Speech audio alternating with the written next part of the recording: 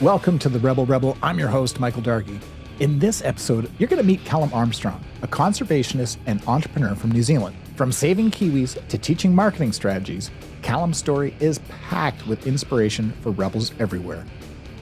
This episode is brought to you by my book, Brand Jitsu. Move your brand from meh to memorable. Brand Jitsu is the battle-tested method I've been using for nearly 20 years to help artists, entrepreneurs, and businesses find shape and share their stories so everyone gets it. And where do you get a copy of this amazing book? Glad you asked. Head over to brandjitsu.com to order a signed copy, or get it at Indigo, Chapters, Kohl's, Barnes & Noble, or head down to your local independent bookstore and ask them to bring it in. Welcome to the Rebel Rebel. I'm your host, Michael Dargie, and oh man, so far away around the world, on the other side of the world, almost literally. Please welcome to the show, Callum Armstrong. Callum, how are you? Hey, Michael. I'm very good, thank you. How are you?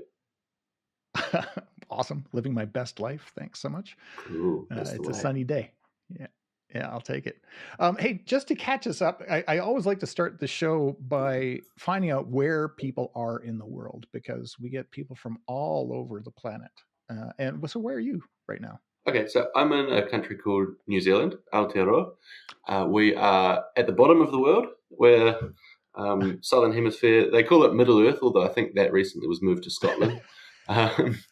But there's a town in the North Island of New Zealand called Rotorua, and it's famous for its geothermal activity. So we've got sulfur spurting out of the town everywhere, and it smells funny, but it's a nice place. So that's where I am right now. And where we are is home to a bird called the Kiwi. So if you're watching this on video, you'll see this image, this print in the back of my video. That's the Kiwi bird. So my partner breeds these Kiwis, and that's why we're here. So make baby no Kiwis. Kidding. So, yeah. Oh, that's fun. Little flightless birds. Little flightless birds. That's lovely. And I mean, Kiwi is a term of endearment for people from New Zealand. Is that right? Yeah, it's our identity. Nice. Awesome. So Callum, if you could, you have this really cool business that you're running that's not Kiwi related. Maybe you could tell us a little bit about what it is that you're up to. What's your day to day? And then what I'd like to do is sort of go back in time and figure out what made you this way. Great. Okay. So I'll start with the day to day. I'll preface that with I got into business to help protect the environment and these little birds, among other creatures. But my core business is a company called Paste and Publish. We used to be an agency, but now we're a marketing, coaching, and consulting provider. So I focus on B2B service businesses, and nice. I help them to go from we've got a good customer base, we do a great job for customers, and we've got the foundations of running our business in place, but maybe we're reliant on sales, maybe we're reliant on referrals to, okay, now we've got this fantastic customer getting machine. We've got this marketing program. We've got a team in place that works. That can be staff, that can be agencies, that can be contractors, however that looks, to basically creating the marketing foundations so that they can bring their dreams to life and they can scale their business up. So that's my core focus. And then I also run a charity, which we're about to rebrand, but it will be finished by the time this episode goes live. So it's called Conservation Amplified. And we basically use my content marketing skills to tell the stories of people helping the environment and people helping nature, to help them to get more awareness, help them get more volunteers and more funding, and help the environment, which is what everything I do comes back to. I love that, Callum. Thanks. Thank you.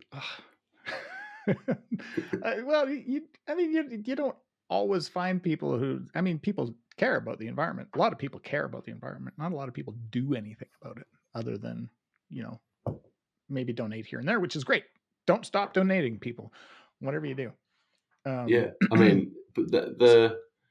That's the problem that we're trying to solve with our charity and the podcast that we're about to launch, which is there's a lot of people that care, but we've lost our connection to nature. We've moved to cities. We're talking in front of a screen right now across this interwebs thing, and if you're not connected to nature, if you're not part of those wild places, if you don't have that connection, it's really hard to take the actions needed to protect it. I realized that my partner and I and our friend group and our colleagues, we were in this echo chamber of conservationists, and I started talking outside of our friends and realized that a lot of the concepts that we took for granted in terms of helping the environment, people were surprised to even hear of. And I thought, well, if at first we were actually running this charity to raise funding and raise money through a completely different mechanism. And the barrier was that people didn't understand the need and the context and the fact that there are actually solutions to most of our environmental problems right on our doorstep, but they lack awareness and funding. Wow. And if we change that, we can change the world.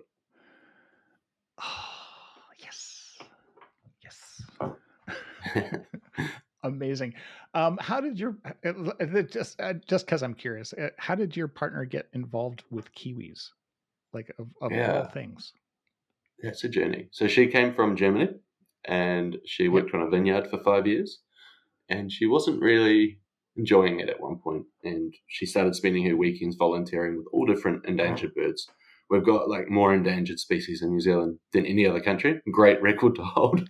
but so she started working with some of those endangered birds. She went and worked with takahe, which they were thought extinct until the 1940s, and now they have a few hundred of them left. So she was working with them. She went to a place called Whenuaho, or Codfish Island, which is south of New Zealand, to work with kakapo, which is the night parrot, which there's only a few hundred of them left. Then she came up to the North Island, and she worked with a duck that lives in the fresh water in the rapids called Fio, or blue duck, and there's only 3,000 of them left in the world. And then she moved to a city on the coast from where we are now called Tauranga. And I was in the forest trapping stoats and rats and ferrets and possums because they kill our birds, unfortunately. Oh. And she was working with the kiwi. So she was, basically they take the eggs out of the forest and then they hatch them in a facility. They grow them up to about 1 kilo in weight, and then they release them back in the forest so that the stoats don't eat them. And that increases the survival rate from 5% to 65%. So that's sort of how she got involved. And then, I saw her and I was like, I need you. 5 years later, we're still here. Oh, that's so nice. Oh, I'm so happy for you guys. Man, you are a deep well, sir. Well, so let's do a little bit of time travel. What is it about you that made you this way? Like what happened way back in time that said, Callum, you need to be an entrepreneur, and you need to be an environmentalist, and you need to combine these superpowers? Very good question, sir. I'll do my best to answer it, but the truth is I don't fully know. My dad is a businessman. Mm-hmm. He was running companies in the floor covering space when I was growing up. And so I idolized him as a kid. So I'd always be learning and asking him, why do you do this? Why do you run your company that way? How are you hiring your staff? I was selling stuff at school from maybe 7 years old. I had sherbet, which was basically just sugar and cordial powder, and all different ventures from, almost as young as I can remember. And I was definitely nudged in the business direction. But my heart's always been for the environment. I don't think, my auntie had a farm, but I don't think anyone in my family is really conservation minded that I can think of. But I just gravitated towards it. I just loved it. I wanted to be a marine biologist, but I learned that, resources came from business. So I went down the business route. I went down the marketing route in particular. I don't know where it came from, to be fair, but I got into business, and after some years, I realized that obviously I always wanted to do business to help the environment, but I realized after some years that actually the environment is where my heart's at. This is what gets me out of bed in the morning. So it's been a journey of going from more purely business to moving more and more to the environmental space. And my other love is marketing. So it kind of goes nicely together. environmental people are not good at communicating generally. They just want to be on the ground doing this stuff. So, yeah. Oh, yeah, it's like you got superpowers, man. I don't know about that, That's but awesome. we try. That's great. That's okay. That's cool. What sort of young kid asks his dad about staffing? Like, that's so random. Yeah. I love it. It was just an example. It might be staffing, it might be sales, it might be what's the lease you're paying. But it's weird because now I go into the local restaurant or cafe, or maybe I'm on the bus or the train, or I'm doing something, and whenever I look, I can't help but ask myself, what is the business model of this company? Everywhere. And it sounds so nerdy, but it's so interesting. And you definitely, when you think about the money flows around you, you definitely see a different side of how society works. Yeah, for sure. Well, and I guess the marketing side for you, the communication side, is, maybe unpack that a little bit for me. Like why the drive and desire to do that, not just for environmental reasons or whatever, but you have an agency, had an agency, now you're a mentorship. Yeah. My father studied marketing at a university called Otago back in the 1980s down in the south of New Zealand. And growing up, he told me all these stories of partying and doing stupid things. And I said, I want to go to Otago and study marketing. So that was how I got into it. If I'm being honest with you. Yeah, that's awesome. So I joined the colouring in department as marketers. I think that's what we're called. I was actually thinking, on a side note quickly, I really want to, if I ever get invited to do a speech at my old uni, I'm going to title it From Beer Funnels to Marketing Funnels. Love it. But so I did marketing. I got into that. After uni, I went and worked for the family business. I was doing sales, selling floor coverings. I was driving around the country, and about every 12 weeks, I would see 3/4 of the country. So I was constantly on the road. That planted the seed for starting a charity and getting into the environmental space, which I'd love to cover in a moment. Yeah. But after that business sold, I went and did an OE, went to Asia backpacking, and I was, just before I left, I had a friend and we were having dinner, and he had just started a marketing agency. And I said to him, hey, I'm not looking for a job. I don't want to be employed, but if you need me to write some blogs, I'll do it for a laugh. We'll just see what happens. And one day he came to me in a rush and said, can you do these by tomorrow? And I got them done. And he said, these are actually quite good.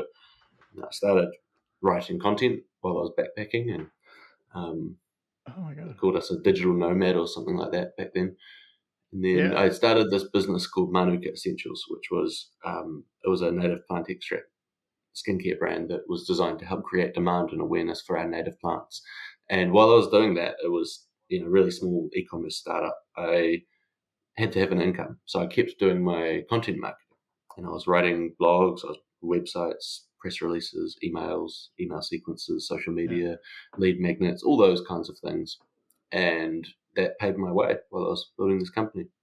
People kept asking me to build an agency, and I had no interest in it. I thought, no, that doesn't sound like something that's going to help the environment, and I'm just going to have to, I don't know, manage labor. So I kept pushing it away, and then in the first lockdown, my business went to zero. It was non-essential, so we had to shut down. That changed later. Yeah. But during that time, one of my main clients, they were a tech company, and they were going global. They were supporting the e-commerce boom. So they basically said to me, look, we want you to build an agency. We want to give you quite a lucrative contract, and we want you to build a team.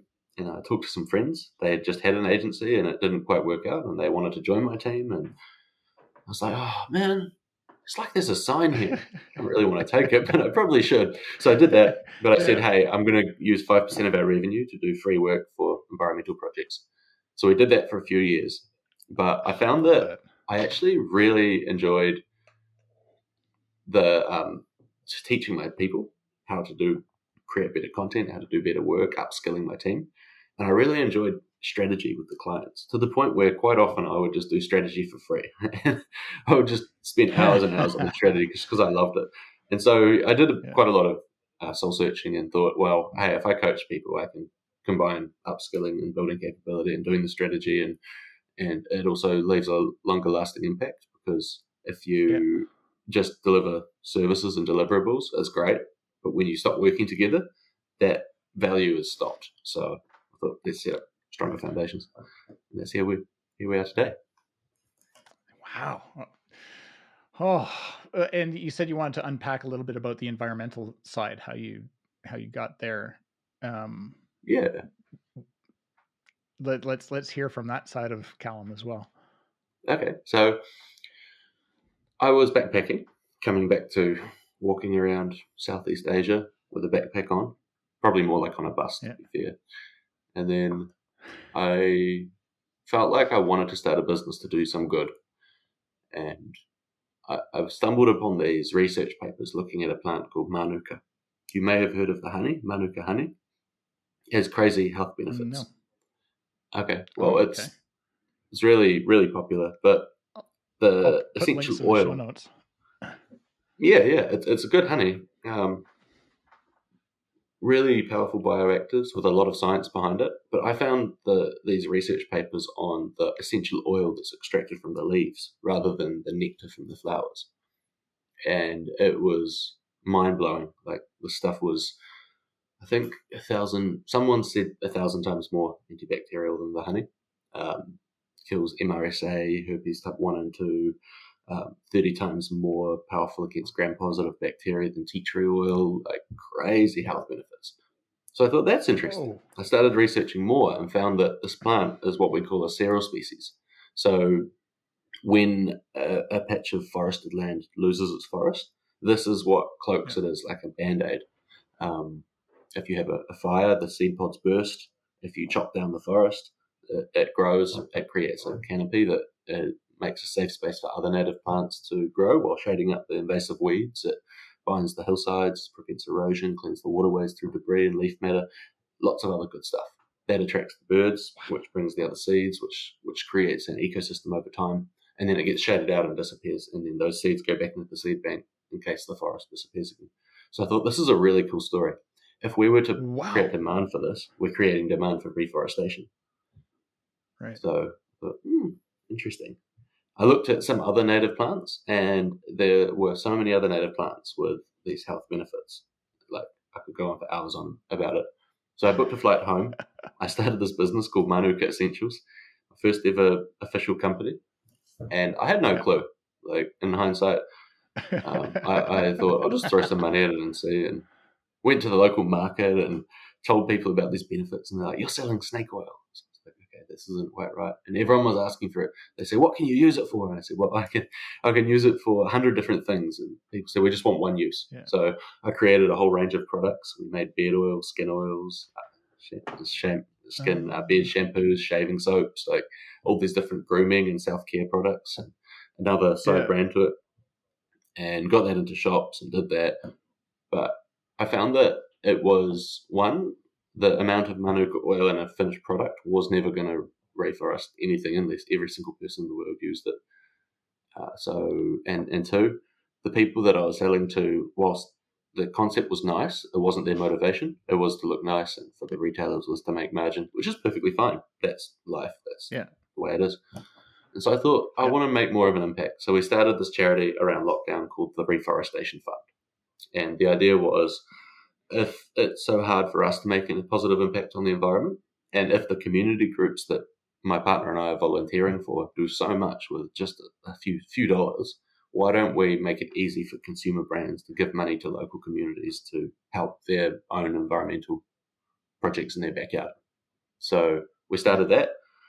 Did that over a few years, and but it was always a side project. I had a few other companies while we were doing all this stuff that I went from. And basically did that, but I found that it was a bit harder to get other companies on board. The ones that they either fell into two camps. So they were either already doing lots of good for the environment, they were already helping, they were already giving back. And I didn't want to make a sales pitch to them why they should take their money from the people we're going to give it to anyway and give it to us. And the other ones, They were like, well, I don't see the financial benefit in this. Show me the return on investment straight away. And, I don't, it's not really worth my time. So I was like, okay, well, this isn't a good use of time. So we actually, late last year, we had this trip to this really remote place, and I did a bit of journaling and realized that my skills are content marketing, and there's a lack of awareness. People weren't buying on because they weren't aware of it. Those that were aware were already giving. The consumers weren't buying, not because they didn't care about the environment, but because they weren't aware. So then we changed to Conservation Amplified and built our podcast, which we're about to launch, and did all that fun stuff. Yeah, bit of a yarn. That's so damn inspiring. Oh, I love it. Thank you. That's outstanding. Okay, let's imagine for a sec that you're strolling through Middle Earth. Because I just love this idea of it. There's, sulfur is, wafting here and there. Probably no hobbits, which is fine. But you're thinking to yourself, oh, I just wish the world knew this one thing. What is the one thing that you wish the world knew? I'm going to talk from an environmental perspective, which is we push the responsibility for the environment onto someone else. We say businesses are polluting, governments are letting it happen. But the truth is the only way it's going to change is if people band together and say we want better. Because governments respond to people, businesses respond to demand. But it's people on the ground, it's communities. It's like you can actually do stuff, but it takes a willingness and a curiosity. And that's not complex, it's just organic. And yeah, I guess that would be my 2 cents. If it doesn't interest you and you're busy with other things, you're busy making money, that's fine. You've got to have a roof over your head. You've got to put your oxygen mask on before you can help someone else. But if you care in any way, just remember, take a little action. And I found I got into it for the environment, and I stayed for the people. The people that actually get out their way to do this are some of the most amazing people in the world. So, yeah. Oh, wow. I would say yourself included. But one other note I wanted to say, when you were saying before, you're walking through the sulfur, you're in Middle Earth, there's no hobbits. I was just thinking, that'd be a great ChatGPT prompt for an image. Right? That's so fun. Oh man. Okay, so let's talk about Callum for a sec. What's something that you do just for Callum? What's a guilty pleasure? Something that you're, I don't know. This is how you recharge or whatever that is. I like to bake bread and then give it to everyone because they do me favors. Really? Yeah. I love it. Do you make about 5 loaves a week. No, just a bowl and a sieve and a cup and a Dutch oven. Oh my god. Yeah. Oh man. Okay, so just regular old fashioned bread. Yeah. People can really be bribed with bread. Unless they're gluten free, then they're immune to my temptations. But your charms. Oh, that's cool. How about you? What's one guilty pleasure that Michael Dargie has? It's nothing as altruistic as baking bread for people. I like to ride motorcycles. I just just jump on my motorcycle and go for a ride and let the world disappear, and just because I find that's when you really stop being in your head and you have to be in the moment. So I think that anything that I can do that puts me in the now is what I do, because otherwise you get pretty heady. Yeah. It's no, thanks for asking.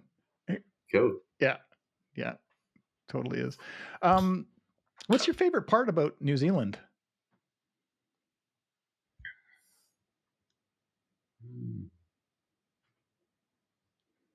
Probably the nature. Do you mean the favorite place or the favorite aspect of it? No, I think just that, like, just what you love about New Zealand. Yeah, there's a lot to love. I could go on a rant if I may. You The may, forest is yeah. great. There's nothing that kills you, at least if you're not in the ocean. So you can kind of go into the forest and feel comfortable knowing that the only thing is you. Food, we're like a big foodie culture, so there's a lot of Indian and Asian influence. There's pies, meat pies are huge here. So steak and cheese pie is like my go-to. Coffee, we make great coffee. People are pretty friendly and relaxed, chill, as we put it.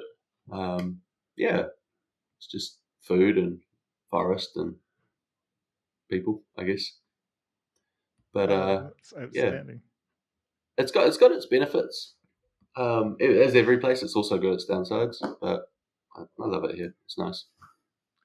Yeah, that's great. I've never been, but it's on our list of places to. We'll show you around. Well, I would love that. I think that would be outstanding. I would like to walk through Middle Earth, please and thank you. Cool. And I love this idea that you can go into the forest and nothing's going to kill you, which is so not like Australia. Yeah, well, you've got bears in Canada, right? Oh yeah, yeah. We got bears and wolves and all manner of snake. Right. Moose will kill you. That's amazing. Yeah. Right. Have you been to Canada? Cool. No, we want to go. We have a dream to buy a vehicle in like South Chile and drive it up to Alaska. So that's sort of the scheming at the moment. But whether it'll come true in the next year or the next 5, we'll see. Oh, that'd be fun. Well, if we're still here, look us up when you slide past. We'll do. Nice. Okay, so, boy, you talked about your okay, so meat pie. I just want to talk about that for a second. so what's the favorite meat pie? Steak and cheese? Steak and cheese. There's also like chicken camembert and cranberry. Butter chicken. Oh, well, you had me at camembert. I don't know about cranberry. I'm not a messed with fruit guy. Right, lamb fair curry. enough. Mm-hmm. It works well though. Yeah. Don't you have pies in Canada? We do, and I'm a huge meat pie fan as well. I do not like fruit pies, but that's maybe a different episode or a different podcast. I've got strong feelings about messed with fruit. Fair enough. Yeah. Pardon me. Oh wow. Do you get to the ocean much or no? Yeah, we live by the lake, but we're 1 hour drive from the ocean this way and about 1.5 hours that way. So I grew up around the ocean. It's like part of me. If I don't go there often enough. Yeah, why you want to be a marine biologist. Yeah. This is really embarrassing, but I used to call myself Sharky Boy as a kid. That was my Bebo handle. Sharky Boy. We got a lot of flack for it, but yeah. It's maybe that'll be the title of this episode. Sharky Boy does marketing. Yeah, Sharky Boy marketing. That's outstanding. Have you ever? Are you a scuba diver? I've got the certs, but they're from a place in Thailand, so I don't think I can use them here. Oh, really? You just get signed off easy. Yeah, not really. I do a bit of freediving and spearfishing, but not as much as I'd like to. Yeah. Oh, that's cool. All right, so are you a reader at all? Like, do you have time for that? You're a pretty busy guy. Do you have any book recommendations, like things that you'd suggest people read? Fiction or non, doesn't matter. Business or pleasure. There's one book that changed my life, The Secret by Rhonda Byrne. I found out about that when I was 15 and read it almost every day. Nice. Currently, I'm reading the David Attenborough series. That's really crazy what he's been doing. There's a book from a local guy who does conservation. He's a hunter and a fisherman, Sam the Trap Man, which is just about to launch. We were lucky to get a copy pre-launch, and I'm loving that at the moment. Business-wise, books. Quite like the 4-Hour Workweek, although I can't confess that I've figured it out yet. So, Yeah. And then, those are the main ones. I guess it changes depending on the mood, right? Yeah, for sure. Absolutely. So there's these people in the world, Callum. Well, first of all, before I go there, thanks for those recommendations. And you said Sam the Trap Man? Yeah. Is that what his name was? Yep. That's the name of the book. Okay. Sam the Trap, and I think maybe just, I don't know, think about this. I'll just throw it out there. But Sharky Boy and Sam the Trap Man, maybe as a second volume. Yeah, I like it. Get one of the shark onesies. Yeah, totally. And run through New Zealand, saving Kiwis. I might scare them off. A land shark. Yeah. Anyway. Yeah, land shark. Okay, so there's these people in the world, and maybe they're thinking about starting their own business. Maybe they're thinking about starting their own foundation of sorts. You've done both of these things. I call these people rebels in waiting, because they're not really waiting, but they're about to do this thing. They're about to go off on this new adventure, this new journey. And I just love it when I have, such accomplished guests on the show, people who have been there, done that. They've seen things, they've, manifested all sorts of different stuff in their life. And the advice that they have for these rebels, what advice would you give? Most of my advice is cliche. Take it one step at a time.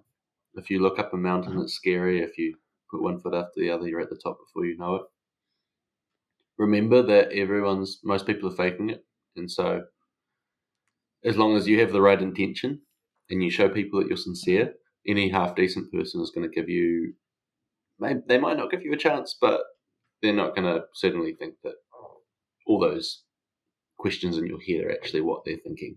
Most of the time, the doubts that you have yourself, if you told people that those were your doubts, they would be like, pull your head in, stop being so mean to yourself, right? We get comfortable in the world, and, you've got to get out of that comfort zone, and that can be scary. But if you were looking back on your deathbed, would you want to know that you've not tried, or that you've failed 100 things? I've had some successes, but I've had so many failures, and some I might regret, but I don't really, because without those failures, I wouldn't have found the successes. Right.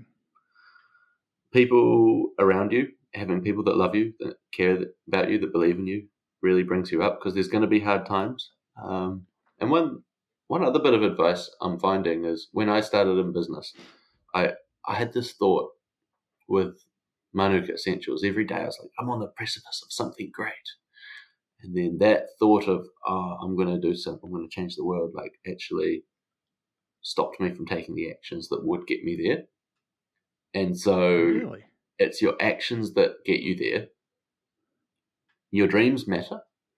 But if you can go with an attitude that, I expect that I'm going to fail 10 times over, and I'm going to get up on the 11th time, I might be lucky, or it might be the 30th. And if anything better than that happens, consider it a win to celebrate. And it's probably not going to happen that way. You're probably going to do a lot better, a lot faster. But if you take that approach, your attitude is going to change so much about how you approach whatever your mission is. And then lastly is reprioritize. I have another business called Improve Your Business, where we share newsletters every fortnight, helping with actionable advice. And episode 8, which I'll send you the link to, we talk about the 30, 60, 90-day plan. And this was something I got a mentor in my early days in business, and he taught me this, and it really changed everything. And this can be applied to business, personal life, charity, sport, whatever you want, which is make a list of all the things you want that are either going to get you to your goal or remove barriers preventing you from getting there. And then rank them based on what's the most important, the highest priority today. And then put them in an order. And then the first 3 are your 30 days. The second 3 are your 60-day plan. The third 3 are your 90-day plan.